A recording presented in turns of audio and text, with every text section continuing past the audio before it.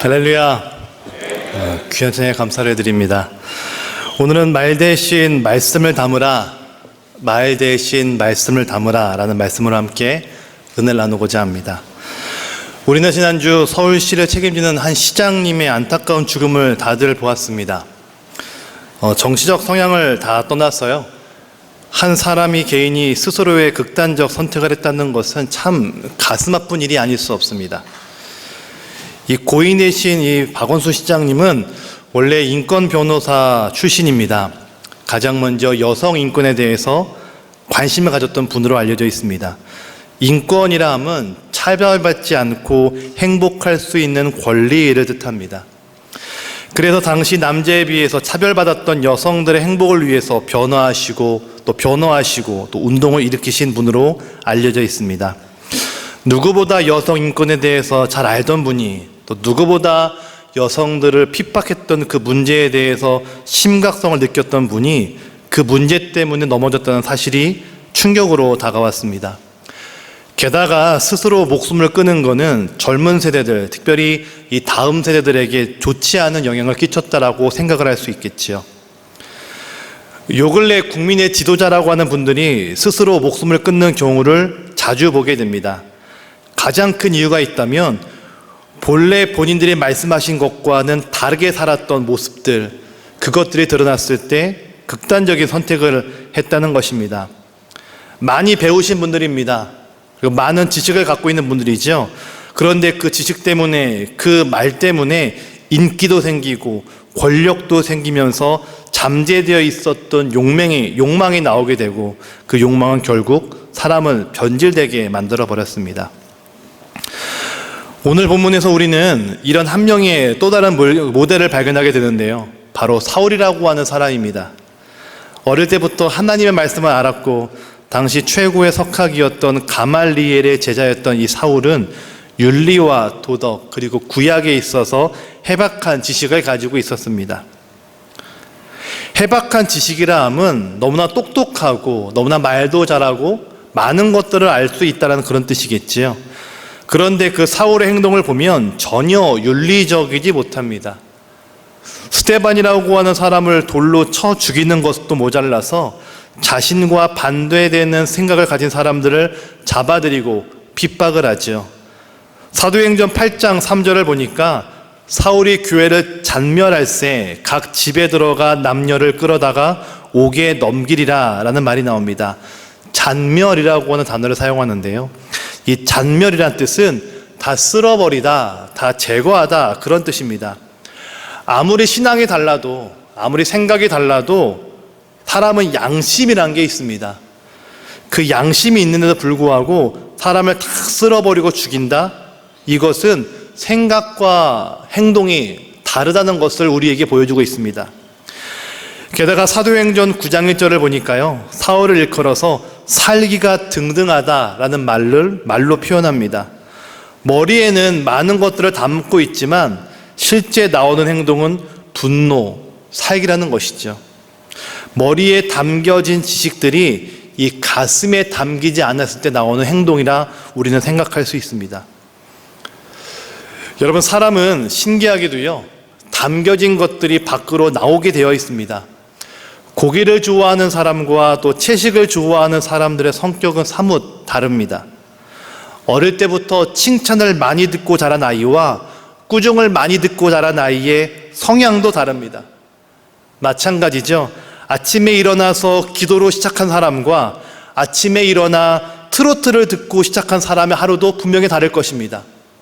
무엇이 들어가느냐에 따라서 무언가가 나오기 마련이겠지요. 그래서 성경은 우리를 그릇이라고 표현합니다. 우리 함께 15절 같이 읽어볼까요? 본문 15절입니다. 같이 읽겠습니다.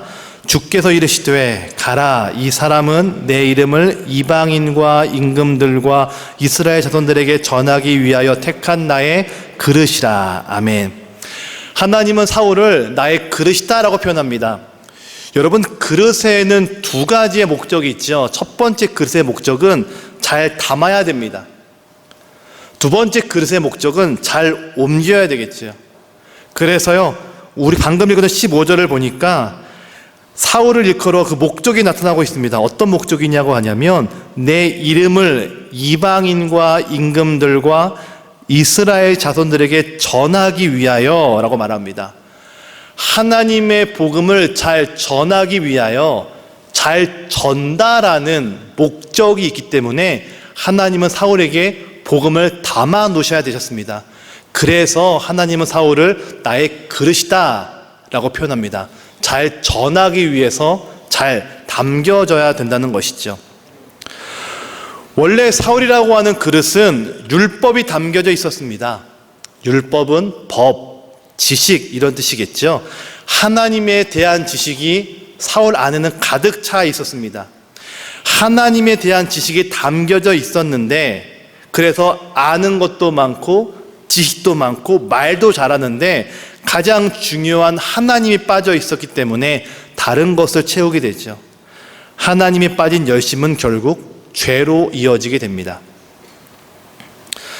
지난주 정부로부터 교회 소모임 금지에 대한 명령이 한국교회 전체에 떨어졌습니다. 한국교회는 이 결정에 매우 분노하고 있습니다. 여러 종교가 다양하지만 교회라고 딱 집어서 말하기 때문이죠. 그러나 한편에서는 우리가 그동안 선한 영향력을 끼치지 못했기 때문에 오히려 사회로부터 핍박을 받는 것이다 라고 말들을 합니다. 이유가 무엇일까요? 말이 앞섰지만 말만큼 행동이 뒤따르지 못했기 때문이라는 것이죠. 사실 이것은 우리가 전체가 다 함께 회개할 문제이기도 합니다. 이제 우리는 하나님을 아는 말 대신에 하나님의 말씀을 담아야 됩니다. 하나님의 말씀을 담는다. 이건 어떤 의미일까요? 함께 오늘 말씀을 나누고 그 은혜를 경험하는 축복의 시간 되시기를 주님의 이름으로 축원합니다. 첫 번째입니다. 말씀을 담으면 생명이 자라납니다. 말씀을 담으면 생명이 자라난다. 나라고 하는 그릇에 말씀을 담으면 생명이 잉태가 됩니다. 생명이 자라나기 시작하죠. 반대로 예배도 드리고 형식은 갖춰질지 모르겠지만 생명이 자라지 않는다면 그건 100% 가짜이고 100% 종교일 수 있습니다. 시스템인 거죠. 거기엔 변화가 없습니다. 여러분, 복음은 시스템이 아닙니다. 들어와서 교회에 여러 가지를 했더니 내가 바뀌었다. 그건 시스템이죠. 아닙니다. 교회는, 복음은 시스템이 아니라 생명이 그 안에 있어야 됩니다. 그래야 변화가 있는 것이죠. 예전에 청년부에서 활동했던 한 자매가 있었는데요. 이 자매는 만성적인 두통 때문에 고생을 참 많이 했습니다. 제가 지나가면 항상 저를 붙잡고 목사님 제발 기도해 주세요. 제가 너무 머리가 아파요. 라는 겁니다. 그때마다 머리에 안수해 주며 기도해 주었습니다. 근데 매주 기도해 주는데 매주 머리가 아프다는 거예요. 어느덧 기도하다가 나에게 능력이 없나? 혹 이 자매의 병은 기도로 나을 게 아니라 병원을 가야 되는 건 아닌가? 이제 그런 생각이 들어서 왜 아픈가 그 친구의 이야기를 좀 듣게 되었습니다. 이 친구가 원래 음악을 하는 친구인데요. 고향이 부산입니다. 부푼 꿈을 안고 서울로 혼자 왔던 친구인데 집에 부산에 내려가면 어머니는 부산에서 유명한 무당이셨습니다. 어머니도 무당이고요. 할머니도 무당이고요. 이모님도 무당입니다. 그래서 고향만 내려가면 어머니가 내림굿을 받으라고, 너도 무당이 되어야 된다고 라고 합니다. 여러분, 분식집에도요 3대가 분식집을 하면요 라면도 기가 막히게 잘 끓이죠. 마찬가지입니다. 3대째 무당입니다. 얼마나 영험하게 갈까요? 얼마나 용할까요? 게다가 요즘 용한 무당은 돈도 많이 법니다. 그런데 이 친구는 난 다 싫다. 나는 예수님을 영접했다. 난 예수를 믿겠다. 난 무당하기 싫다. 라고 계속 거절하면서 하나님만 붙잡고 있습니다.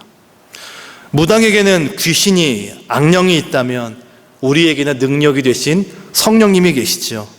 이 친구는 그 악령과 성령 사이에서 매우 힘들게 버티고 있었습니다. 같이 이야기를 듣던 이 담당 속장님이요, 이 친구를 새벽마다 차를 가지고 가서 항상 새벽 예배를 드리게 했습니다. 이 속장님의 집은 압구정동이었고요, 이 친구의 집은 사당이었습니다. 근데 압구정동에 교회가 있잖아요. 이제 코앞에 교회가 있음에도 불구하고 새벽마다 사당으로 가서 이 친구를 데리고 와서 압구정으로 옵니다. 끝나면 다시 또 사당으로 데려다주고 본인은 다시 압구정으로 옵니다. 하루에 왕복을 2번을 하는 겁니다. 얼마나 귀찮을까요? 그래도 꿋꿋하게 몇 달을 하더라고요. 그랬더니 안 나오던 기도도 이 친구가 하게 되고 머리도 점점 나아지고 성격도 점점 밝아지면서 회복되는 것을 보게 되었습니다. 결국 이 친구가 마지막에는 찬양팀도 하고 워십도 하고 얼굴도 점점 밝아지더라고요. 생명이 살아나는 것이겠죠. 구약을 보면 선지자에게 여호와의 말씀이 내게 임하시되 라는 말이 나옵니다. 하나님의 말씀을 담는다는 것은 하나님의 영이 내 안으로 들어온다 이 말입니다. 하나님의 말씀을 내가 기억한다, 하나님의 말씀을 내가 듣는다 이 말은요, 내 안에 하나님의 영이 임하는 것이죠. 그럼 생명이 회복이 됩니다. 창세기 2장 7절에 이런 말씀이 있습니다. 여호와 하나님이 땅의 흙으로 사람을 지으시고 생기를 그 코에 불어넣으시니 사람이 생명이 되니라. 하나님의 영이 들어가면 사람이 살아있는 존재가 된다고 합니다. 하나님의 영이 없으면 살아있지만 죽은 자이죠. 그런데 하나님의 영이 들어가면, 하나님의 말씀이 들어가면 하나님의 눈으로 봤을 때 그 사람은 살아있는 존재, 살아있는 생명이 된다는 것입니다. 여러분, 영이 있을 때 하나님은 우리를 살아있다라고 말씀을 하십니다. 호렙산 기도회 때 한 중등부 친구가 기도 제목을 적어냈는데요, 이런 제목을 적었습니다. 하나님이 살아계신지를 도무지 믿지 못하겠습니다 라는 기도의 제목을 적어냈습니다. 한편으로는 감사했고 한편으로는 안타까웠습니다. 왜 감사했냐면 중학교 1, 2학년 친구가 되게 기도 제목 뻔하지 않습니까?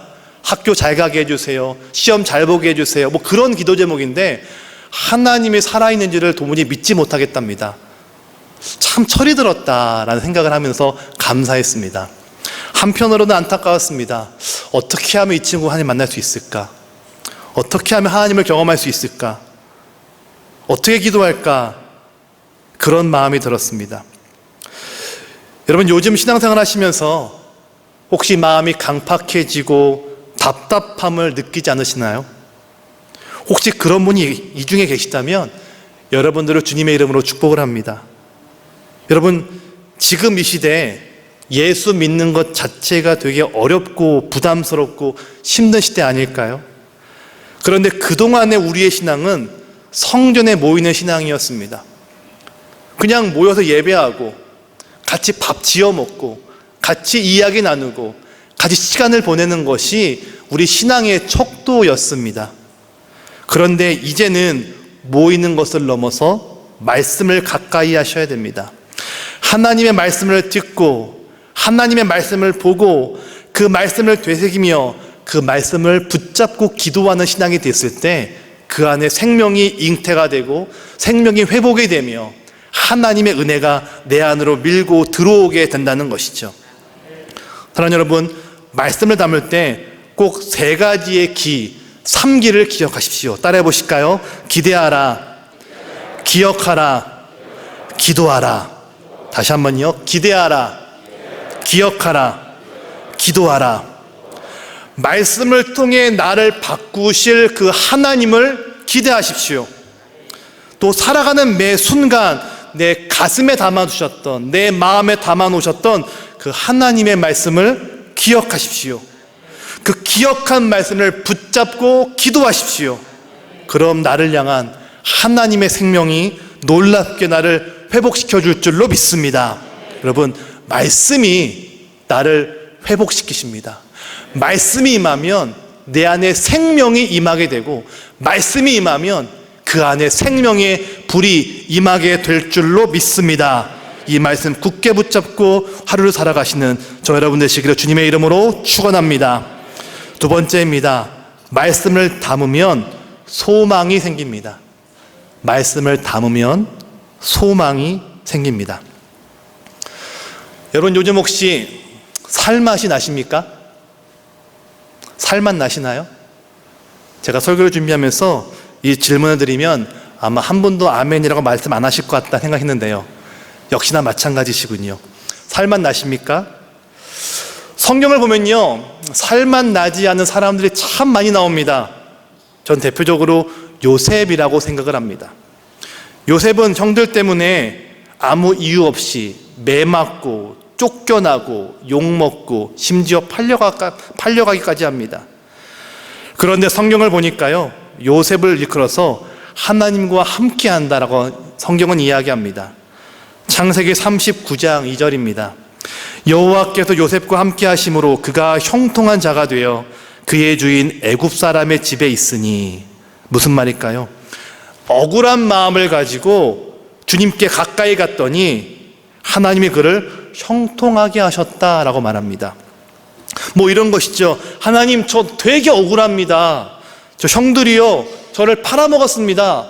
제가 지금 왜 이 보디발의 집에서 노예짓을 하고 있을까요? 억울합니다. 분통합니다. 그랬더니 하나님이 그와 함께 했다는 것이죠. 억울한 마음, 분통한 마음, 열받은 마음을 사람에게 푼 것이 아니라 하나님께 풀었습니다. 그랬더니 성경은 그를 형통한 자, 하나님과 함께한 자라고 표현합니다. 감옥에 있을 때에도 똑같았습니다. 39장 21절입니다. 여호와께서 요셉과 함께 하시고 그에게 인자를 도와사 간수장에게 은혜를 받게 하시매. 요셉이 지금 감옥에 있습니다. 감옥 어떤 곳일까요? 어둑침침하고 부정적이고 절망적인 장소이죠. 그런데 성경을 보니까 요셉에게 인자가 있었다라고 말합니다. 무슨 말일까요? 비록 부정적인 상황이었지만, 비록 절망적인 현실이었지만 그 속에서 긍정적이었고 그 속에서 기뻐했기에 오히려 간수가 감동을 받았다라고 성경은 이야기합니다. 6월 30일자 기독일보에 탤런트 오윤아 씨의 간증의 기사가 나왔습니다. 요즘 드라마도 잘 나오시고요. 특별히 요즘 프로그램을 보니까 몸이 아픈 아이를 기르고 있으시더라고요. 그 기사가 나왔는데요, 제가 참 기사를 쭉 읽으면서 은혜가 있었습니다. 짧게 한번 나눠보려고 합니다. 그 어릴 적 오윤아 씨는 믿지 않는 아버지와 또 열심히 기도하는 어머니 밑에서 자랐던 사람이었답니다. 그런데 5학년 때 아버지가 2번의 빚보증을 잘못 썼는 바람에 모든 재산 다 잃어버리고 저 산동네로 이사를 가게 되었답니다. 그때부터 어머니는 깊은 믿음의 시련을 겪게 되시면서요, 교회를 나가지 않으셨고 또 돈이 급했던지라 이 무용 전공이었던 이 오윤아 씨는 큰 돈을 벌 수 있었던 이 카레이싱 모델을 시작했습니다. 그 당시 카레이싱 모델은 되게 주목받는 직업이었기 때문에 많은 돈을 젊은 날에 벌 수 있었습니다. 게다가 또 많은 연예 기획사로부터 연락을 받았습니다. 그런데 한편으로는 내가 이런 연기자가 될 것인지 아니면 모델을 할 것인지 아니면 또 다른 진로를 결정할 것인지 이 진로의 갈림길 속에서 내가 이런 결정을 교회에 나가지 않고 결정해도 되나? 라고 하는 불안함이 있었답니다. 그래서 이 모든 것들을 하나님께 맡기고 기도해야 되겠다라는 생각을 했답니다. 그때부터 어머니와 함께 새벽 기도를 시작을 했습니다. 하루는 목사님 설교 때 이런 말씀하셨답니다. 내가 너의 힘듦과 아픔을 알고 있다라는 설교를 들었는데 꼭 나에게 하시는 하나님의 말씀이라 믿어지면서 감사의 기도를 드렸답니다. 기도하면서 이렇게 결단했답니다. 하나님, 혹시 제가 지금 선택한 길이 하나님의 길이라면 비록 작은 교회이지만 이 교회에서 가장 많은 11조를 드리는 사람이 되겠습니다 라고 결단하며 기도했습니다. 그리고 레이싱 모델을 포기하고 연기자를 준비하면서 시간을 보냈는데요, 하나님은 6개월 만에 기도에 응답하셔서 그 공채 출신만 뽑힌다고 하는 KBS 일요 아침 드라마에 캐스팅되는 놀라운 결과를 얻게 하셨다고 합니다. 특히 오윤아 씨는 이 자폐를 겪고 있는 아들을 기르고 있지요. 그 아이에 대해서 이렇게 말씀을 했습니다. 제가 한번 읽어드릴 테니 잘 들어보시죠. 제가 아이를 자랑할 수 있는 이유는 하나님을 믿기 때문에, 하나님 안에서 성장해 왔기 때문에, 모든 고난이 그냥 고난이라고 생각하지 않기 때문입니다. 순간순간 힘들지만 이게 끝이 아니라는 소망을 하나님은 주셨습니다. 어떤 순간에도 하나님을 떠나면 안 되고 꼭 매달려 있어야 됩니다.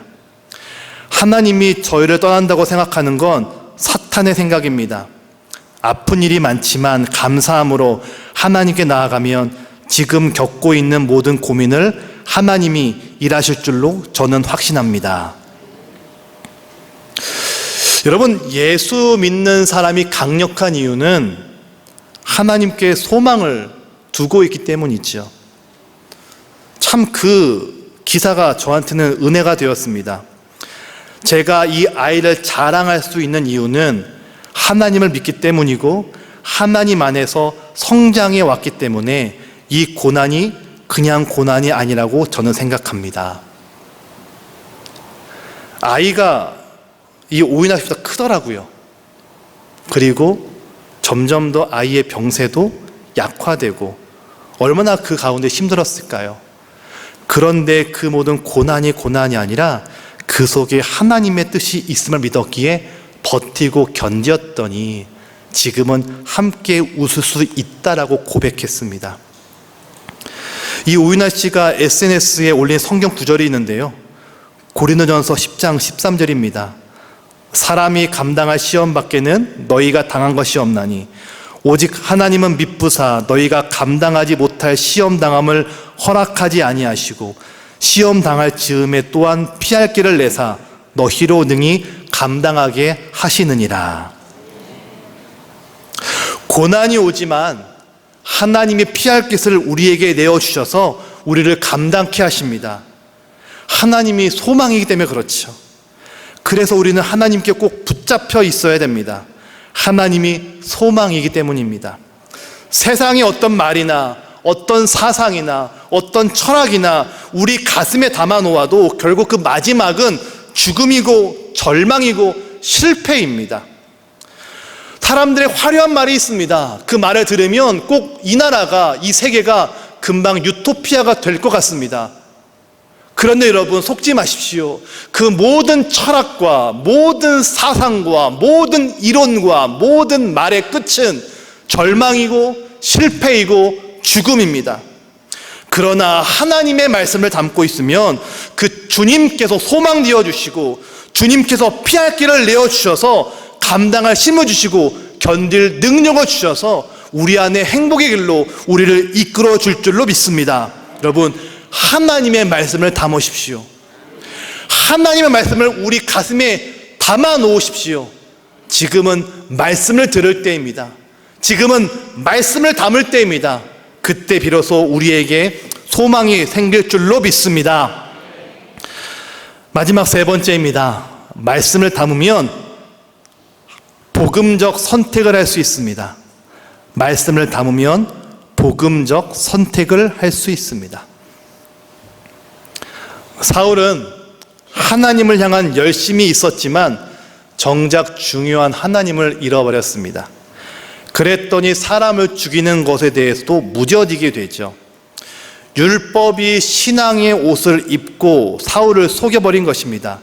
그러니까 신앙이라고 하는 이름으로 사람도 죽이고 범죄도 저지르는데 이 마음이 강팍해져서 죄책감을 느끼지 못했던 것입니다. 종교인이었던 사울에게 주님은 만나주시죠. 그리고 이렇게 말씀하십니다. 우리 16절 같이 읽어볼까요? 16절입니다. 같이 읽겠습니다. 그가 내 이름을 위하여 얼마나 고난을 받아야 할 것을 내가 그에게 보이리라 하시니. 아멘. 사울에게 고난받게 하겠다라고 말씀을 하십니다. 이 말은 내가 벌을 내리겠다 이런 말이 아닙니다. 너 중심으로 살았던 그 종교가 아니라 이제부터는 예수님 중심으로 살게 하겠다, 바로 이 말씀입니다.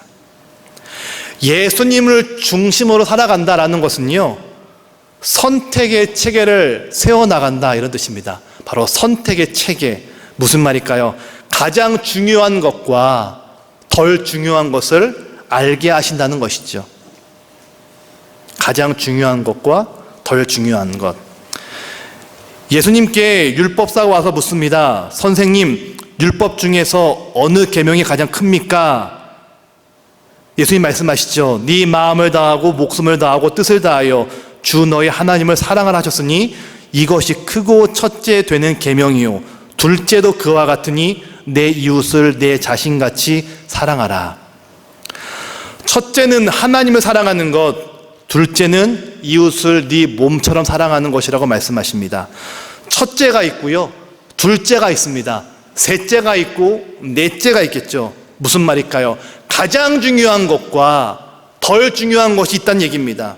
이것이 바로 선택의 기준입니다. 교회에서 어떤 중요한 일을 논의할 때 어떤 분은 교회는 남을 섬겨야 돼 라고 말합니다. 어떤 분은 교회는 전도해야 돼 라고 말합니다. 어떤 분은 교회는 사회적 개혁에 앞장서야 돼 라고 말합니다. 어떤 분은 교회는 기도해야 돼 라고 말씀하시죠. 다 맞는 말씀입니다. 그런데 의견이 다르면 결국 싸움이 나죠. 구제도, 선교도, 기도도, 전도도, 개혁도 다 중요하지만 가장 중요한 게 무엇일까요? 바로 하나님을 사랑하는 것입니다. 이게 무슨 말일까요? 예배 안에서 십자가와 부활을 경험하는 것이 가장 중요하다는 것이죠. 십자가와 부활을 앞세우고 전도하고, 십자가와 부활을 앞세우며 구제하고, 십자가와 부활을 앞세우고 사회를 개혁하는 것이 바로 믿음의 순서, 복음적인 선택의 기준이라는 것입니다.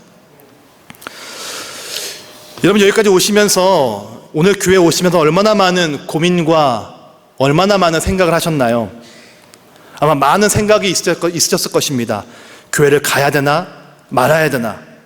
그런데 우리가 고민할 것은 올까 말까를 고민하는 것이 아니라 내가 지금 하나님을 먼저 예배하는가, 내가 지금 십자가와 부활을 믿음으로 앞장 세우며 선택하고 있는가, 이것을 고민하셔야 됩니다.